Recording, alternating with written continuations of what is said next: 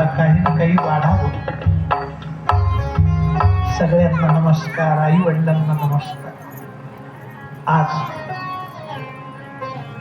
आलेली ती भिक्षा भगवंतानं घेतली ना आई वडिलांच्या पुढे ठेवली, नमस्कार केला. आई वडील म्हणतात, वामना इतक्या भिक्षेनं आमचं समाधान होणार नाही. तुला जर आम्हाला प्रसन्न करून घ्यायचं असेल तर इतक्या भिक्षेनं आमचं समाधान होणार. मग आम्हाला प्रसन्न करून घ्यायचं असेल तर त्रैलोक्याची भिक्षा वाढ, त्रैलोक्याची. आई वडिलांना विचारलं, त्रैलोक्याची भिक्षा मला कोण वाढणार?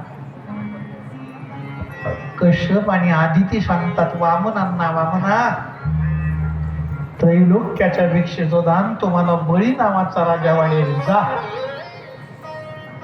भगवंत वटू वामनाच्या वेशात निघाले. हातात छत्र आहे, एका हातात कमंडलू आहे, गळ्यात जानव आहे, डोक्यावर शेंडी आहे, कपाळाला गंध आहे, दरभासन आहे. भगवान निघाले.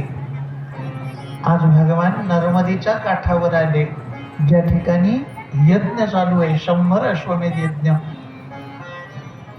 भगवान त्या यज्ञ मंडपात आले तर देवाच्या चेहऱ्यावर लख प्रकाश होता, कोट्यावधी सूर्याचा प्रकाश, लख प्रकाश पडला. यज्ञ मंडपात ब्राह्मणांनी एक बोंब केली. त्या ब्राह्मणांनी देवाला पाहलं, पटपट उठून नमस्कार करू लागले. बळीच्या यज्ञ मंडपात ब्राह्मणांनी एक बोंब केली. ती म्हणू लागली, सूर्यनारायण आले, सूर्यनारायण आले, सूर्यनारायण आले, सूर्यनारायण आले. बळीच्या आजूबाजूला जे ब्राह्मण होते ते ब्राह्मण बळीला म्हणतात, बळी तू खूप मोठ्या वंशात जन्माला आला,